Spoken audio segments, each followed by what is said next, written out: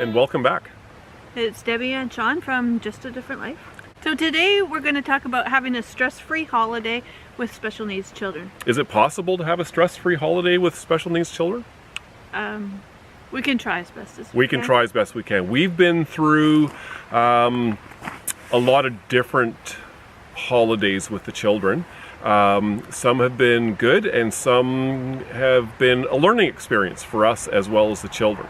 So we're going to give you some tips, things that we've found that are helpful.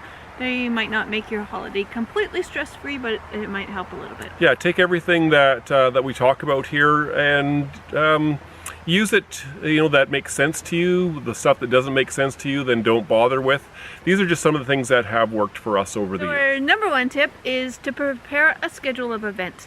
Let the kids know ahead of time what's going to be happening. So quite often what we'll do is we'll write on the calendar ahead of time sort of what the event is, not a lot of detail, but strictly the event, so that in the days or weeks leading up to the event, the children can actually see what is planned. And that way, if they have any questions, to be able to help with their anxieties or stresses around that particular event, it gives them a chance to talk about it, think about it over a series of days or even weeks. And by having it on the calendar, it kind of gives the child a sense of control because they know what's happening. So the ones that really need a lot of control in their life, it's giving them that control. So what are some of the questions that our kids have asked over the years? So there might be a concern about, is it going to be loud or is it going to be busy? How many people are coming? Yeah. Who's all going to be here? That way it gives them time to process some of that information. And sometimes when the kids were really young, we used to just use pictures and have little like cartoon type pictures that we would have up on the wall. Or actual photographs, because photographs, sometimes that makes it a lot easier for them. So especially events that happen every year, having a photograph that they can look back at last year. We did this last year, we're going to do it again this year. That can be helpful. So another thing that we do is give our children a way out during social situations. If they start to feel uncomfortable, anxious or whatever, we need to have some way of giving them an out so that they don't have to feel they're trapped in that situation. So sometimes that could be your child could have a word, or they could come and tell you they're overwhelmed. Sometimes for us, we've just noticed that somebody's overwhelmed and maybe we need to go for a walk. Maybe we need to take them outside for a little bit just to give them a break. So sometimes you just need a way of escaping. Yeah, and have you ever noticed some of the warning signs? Something to keep in mind, that if you can start looking for warning signs before anything gets to the point where it's, uncontrollable, yeah. You want to be able to nip these things in the bud right off the bat. So one of our children, when he starts getting overwhelmed, he's like right up close to everybody, like this, and gets in the personal space. He doesn't have any boundaries for anybody's personal space, and that's a sign that he's getting overwhelmed. So if we saw that, we would know that was a time to take him, and maybe we'll go for a walk, maybe we will go get a drink, maybe we'll just go sit in the car for a little bit. Yeah, and some of our other kids will start to get a little hyperactive as well. That's another visual clue that we've seen. Or sometimes they may be just sitting quietly and kind of zoned out. That's another warning sign that we see. Your warning signs will probably be different. There may be some similarities to what we see, but just take a look around and see what you can come up with for warning signs. Just think historically with the kids that you have, what some of those signs are, and just make a mental note of them, that when you start to see those, it's maybe your child's way of saying, Mom, Dad, it's time to move on, or let's redirect somewhere else. One of our daughters, she becomes the life of the party. She's like laughing hysterically and way over the top, but that's actually a sign that it's too much for her. And other ones, their voices get elevated and they're just like chattering, but their voices are really high pitched, and those are just signs that it's too much for them. That's right. And the last thing you want is a complete meltdown, because that just sets the child up for the next time there's an event to go to. It sets them up for a bit of failure because they know they've already gone out of control, and they're going to probably start getting anxious over the fact that they might go out of control again.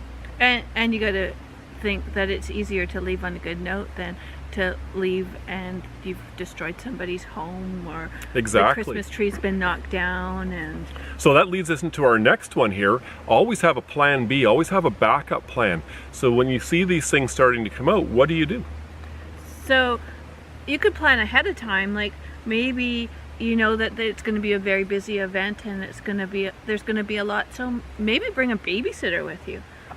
Yeah, it's always a good idea if you can to bring somebody else, another adult along with you, or an older teen that's mature, responsible, that can help to redirect, so we're not, trapped ourselves here. And that's the last thing we want to be as parents, is feel trapped ourselves, because then the child starts feeding off our anxiety and our emotions if we feel trapped. So we always have a plan B. We'll say, okay, if it's, if we see this or we see that, then let's go here or let's go there. Maybe I will take a child for a walk, or Debbie will take the child out to the vehicle for a few minutes until behaviors calm down. But then you've got to remember that that might be the end of that particular event for you, and you have to be okay with that.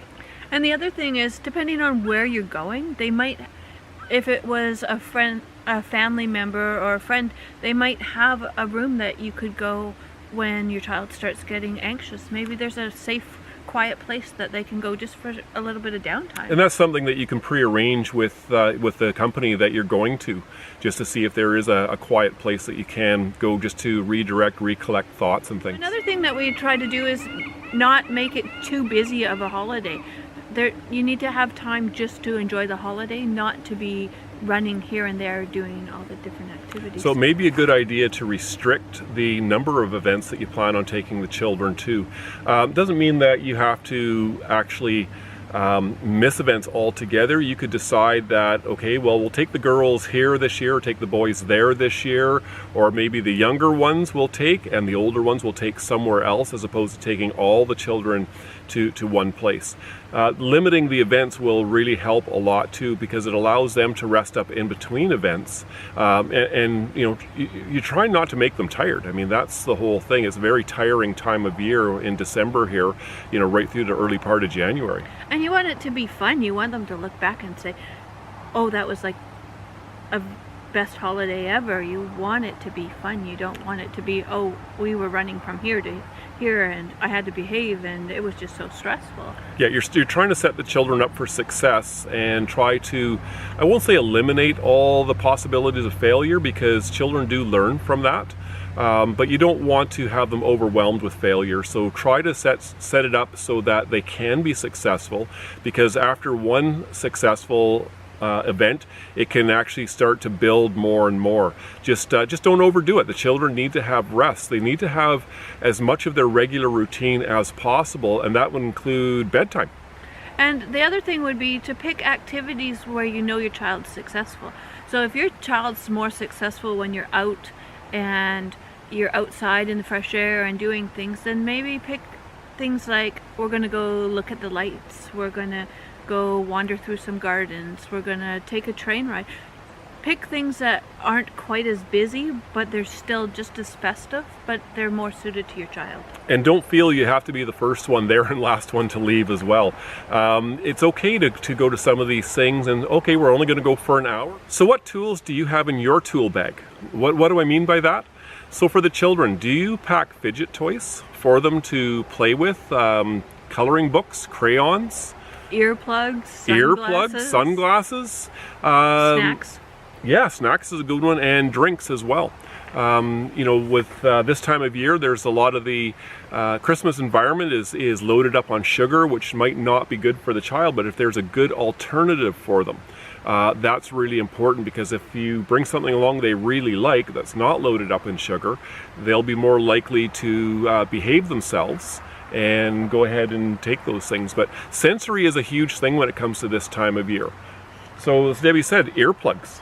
So if you're going somewhere loud, you might need earplugs just to mute the sound a little bit. That might be too much and set your child off. Or maybe the bright flashing lights. Some children, that could trigger a seizure, or some it's just annoying having those lights. Yeah, even just colored lights that aren't flashing can be a little bit overwhelming because there's so many of them. So there's a number of things that you can do to help out. Like Debbie said, there's a lot of sensory issues these children have at times.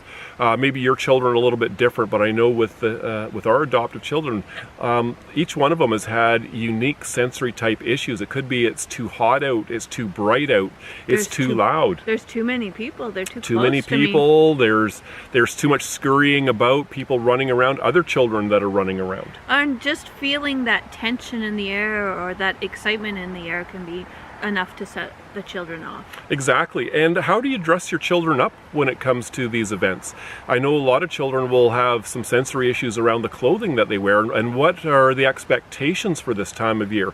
You know, grandparents and aunts, uncles, friends, they want to see your little ones all dressed up nice and pretty or nice and handsome for this time of year. And Mom would like to see them all dressed up, but Dad not so much. Yeah, I'm not so much with dressed up. So Comfortable. You think about a lot of little girls' dresses. They have the crinoline underneath, and they're itchy, and they're tight, and the fabric's different than usual. And the boys, if you're wearing a shirt and a tie that's too tight around their neck, or the fabric's not the same as their sweatpants.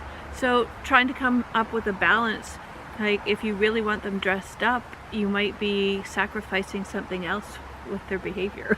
It's all about balance. You know, you've got to have some give and take. You might be able to get them there. You might have a successful time. They might not be dressed up the way other people would expect them to be dressed. Yeah, so it's coming up with a balance, and maybe you have to do some creative shopping and find something that looks dressy but is comfortable for your child. So we've talked about other people's places when it comes to going out and children being overwhelmed by the lights and the baubles and all the decorations that are around. What about your own home? How do you decorate your home? So for us, we tend to keep it quite simple, because too much, it makes your house overwhelming at home, and you want the child to feel comfortable at home. So you might need to simplify your Christmas decorations, or maybe not have them up as long, or whatever it takes to keep the child more comfortable. I know in the years we've restricted a lot of our ornaments and stuff, but we cycle them through. So the ornaments that were up last year are not necessarily the ornaments that will be up this year. Sometimes we decorate the outside significantly more than what we do in other years. This year we're going for more simplified on the outside because we have some changes in our family.